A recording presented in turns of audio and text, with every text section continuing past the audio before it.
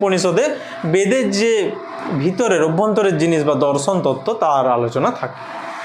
এই চারটা বইয়ে ভাগ বেদের, প্রতিটা বেদ, এবং এই প্রতিটা বেদের চারটা অংশে ভাগ, এবং এই অংশগুলো মিলে এক একটা করে বই হয়, এবং এই বইগুলোকে মণ্ডল বলা হয়। 10টা মণ্ডল আছে।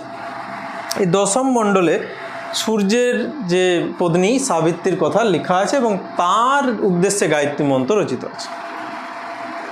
এবং আরও যে আমরা অদিতি পাই, অদিতি অর্থাৎ পৃথিবীর দেবী,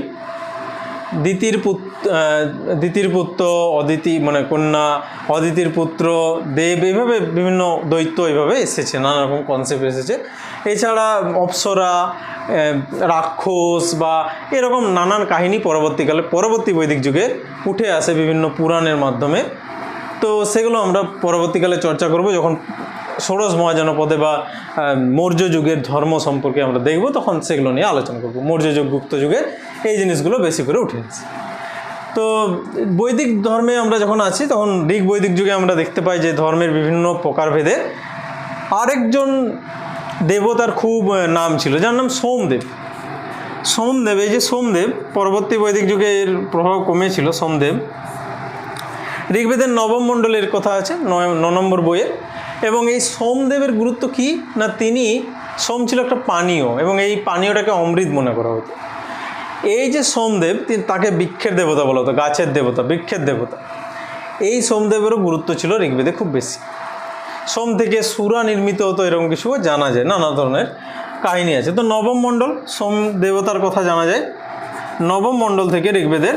এবং 10ম মণ্ডল থেকে আমরা সূর্যের দেবী সাবিত্রীর গায়ত্রী মন্ত্রের কথা জানতে পারি।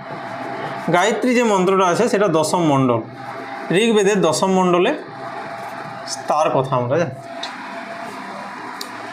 তো এতদূর পর্যন্ত আমাদের যে ঋগ্বেদ বা যে প্রাচীন বেদ, খ্রিস্টপূর্ব 1500 থেকে 1000 খ্রিস্টপূর্বাব্দ পর্যন্ত যে ধর্ম, তার কথা আমরা জানব।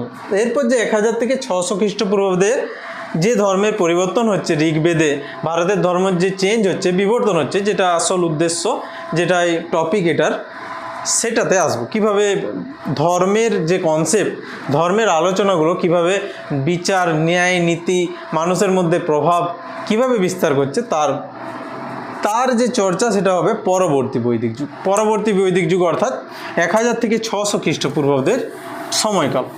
এবং এই সময়কালে ভারতে বিভিন্ন যে ব্রাহ্মণবাদী বৈদিক নীতি, সেগুলো গড়ে উঠেছিল। অ্যাকচুয়ালি ব্রাহ্মণরা যাগযজ্ঞ, পূজা, পুরোহিত